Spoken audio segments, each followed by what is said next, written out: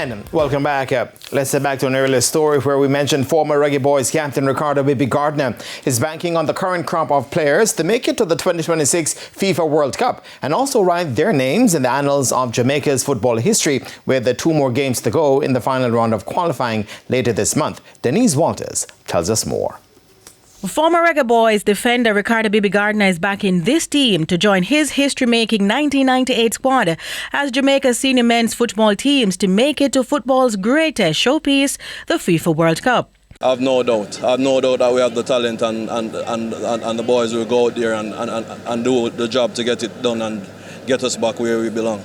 Speaking to TVJ Sports at the National Honours and Awards ceremony, where he received the Order of Distinction in the rank of Officer OD for his service to football, the 46-year-old has fond memories of playing in the competition in France nearly 3 decades ago. That's a special moment, a moment that we will never forget. It's not only history for us, but history for the Caribbean, the first English-speaking country, and to play it in the biggest stage where football is concerned, and hear the national anthem being played on that level is something that we will treasure.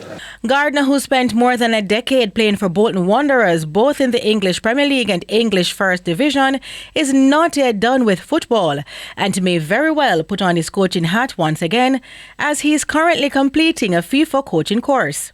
I've been around the sport since the very first time I was introduced by my brother from the age of 4. And the moment that I was introduced, I fell in love with the sport, and from then I grew moment by moment through the community until I move on to represent the nation on different levels.